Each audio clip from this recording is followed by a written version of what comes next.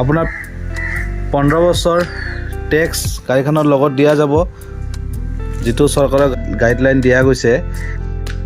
বাকী গাড়ীখনৰ মই দেখাই আছোঁ, আপোনালোকে চাই থাকক ভিডিঅ'টো।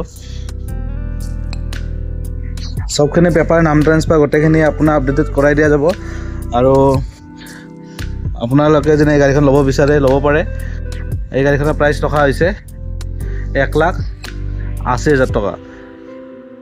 আপোনাৰ 15 বছৰ টেক্স লয়, আৰু যদি টেক্সটো আপোনাৰ দিব নালাগে তেনেহ'লে আপোনাৰ টেক্সৰ পইচাটো মাইনাছ হৈ যাব, আৰু নেগচিয়েবল হয়। আপোনালোকে আহিব, ডিছকাউণ্ট কৰাই দিয়া যাব। গাড়ী আপোনাৰ হাফ চেল্ফত গাড়ী ষ্টাৰ্ট হ'ব।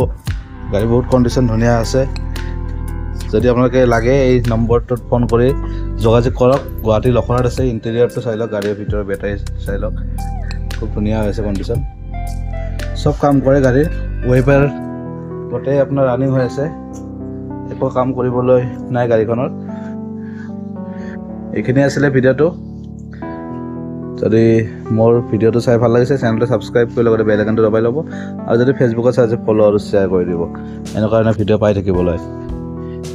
গতিকে আজিলৈ এৰিছোঁ, অন্য এটা ভিডিঅ' আকৌ লগ পোৱাৰ প্ৰতিশ্ৰুতি আজিলৈ। বাই, ধন্যবাদ।